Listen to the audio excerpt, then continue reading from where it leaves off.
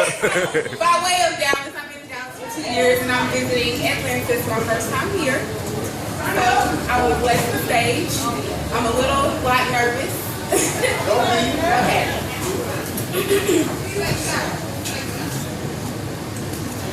She said, sometimes I just need a friend.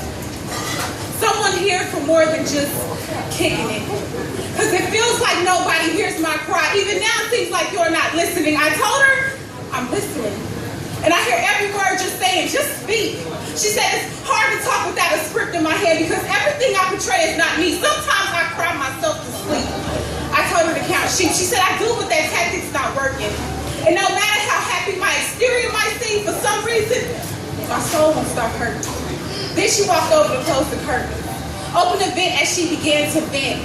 She said, there's nothing in life that keeps me living except waking up all over again. Sometimes I put that blame on men. I mean, I want to find that one, but it's been proven to me that every man cheats, so why bother? Plus, they say the apple doesn't fall far from the tree. As I watched my mother blame me on my father, I tried to stop her. But she went on to say that she doesn't remember a day that her mother would hold her. And she just raised the egg, this pain in her chest, get this monkey off her back so she can release this weight from her shoulder. See, she was slightly older than me and my crew. The type of chick that could go anywhere and do anything she wanted to, and she had everything she wanted to.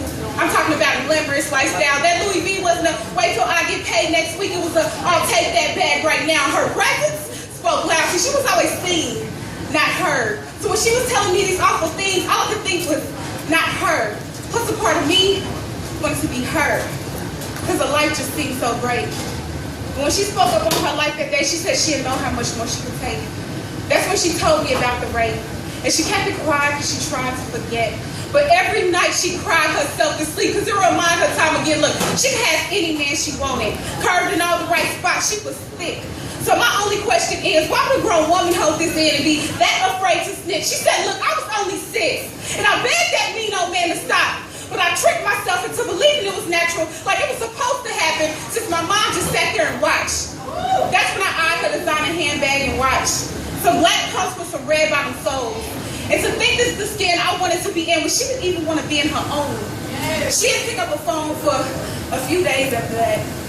And I was too busy to answer when she decided to call back. So I'm thinking, if I fall back, that'll give her time to be alone till our other friend had called me up and told me that I had called her home. I asked her, you lying? She said, no. I said, are you sure? She said she's gone. I asked her what happened. She paused for a second and told me, Mary, she took her own. And as I sat listening on the phone to my friend giving me reasons, all I could think is when she called me, I should have told her to call on Jesus. But instead, I stood there speechless, didn't mouth the word, no sudden movement, because honestly, it made me feel good to know that this perfect girl was human. When all she was trying to do was tell me she needed a friendship. And she could have been delivered if I would have paid attention to the message that God was sending. Instead, I asked if I was the enemy, blinded by envy of her demeanor. See, what I learned is when you don't take care of your own line, other people's grass can look a little bit greener. And I admit, I had wanted to be her without even knowing what she had been through. But what my mama taught me is what God has. Always for you. It is for you. So this is for you. The ones who think that they have to pretend.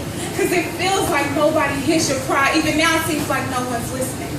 Well, when I'm not listening, she's not listening. I'm here to tell you that he is. But we must first learn to pray and forgive our yesterday so we don't end up the way my friend did. Thank you.